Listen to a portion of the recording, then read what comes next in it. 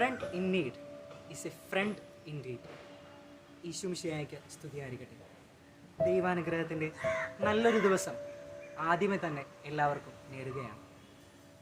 ബെത്സയിദ കുളക്കരയിൽ 38 വർഷമായിട്ട് രോഗിയായി കഴിഞ്ഞിരുന്ന ഒരു വ്യക്തിയെ യേശു സുഖപ്പെടുത്തുന്നതായിട്ടാണ് ഇന്നത്തെ സുവിശേഷത്തിൽ നമുക്ക് കാണാൻ സാധിക്കുന്നത്. 38 വർഷമായിട്ട് തളർന്നു കിടന്ന ഒരു വ്യക്തിയെ കണ്ടുകൊണ്ട് യേശു ചോദിക്കുകയാണ്, നിനക്ക് സുഖപ്പെടുത്താൻ താല്പര്യമുണ്ടോ?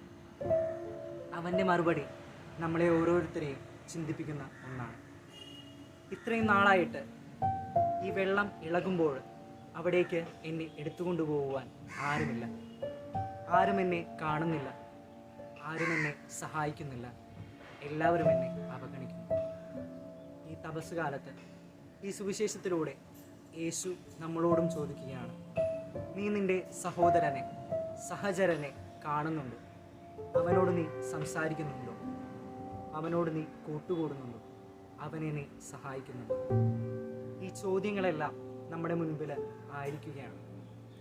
ഈ സുവിശേഷത്തിൽ മുന്നോട്ട് പോകുമ്പോൾ നമുക്ക് കാണാൻ സാധിക്കും, യേശു ആ തളർവാദ രോഗിയെ സുഖപ്പെടുത്തിയതിന് ശേഷം ഒരു സാബത്ത് ദിവസം ആ സൗഖ്യം നൽകി എന്ന് പറഞ്ഞുകൊണ്ട് അവിടെ ഉണ്ടായിരുന്ന ഫരിസേയരെ യേശുവിനെ ചോദ്യം ചെയ്യുന്നു. ഇതുപോലെ തന്നെയാണോ നമ്മുടെ ഓരോരുത്തരുടെയും മനോഭാവം? മറ്റുള്ളവരെ സഹായിക്കാതെ അവരെ കുറ്റപ്പെടുത്തുവാനാണോ നാം ഓരോ സമയവും ചിന്തിക്കുന്നത്? എന്നാൽ ഈ സുവിശേഷത്തിലൂടെ യേശു നമുക്ക് ഒരു മാതൃകയാവുകയാണ്.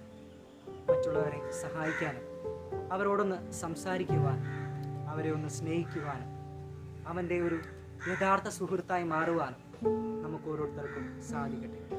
അതിനുള്ള അനുഗ്രഹം ദൈവം നമുക്ക് നൽകട്ടെ.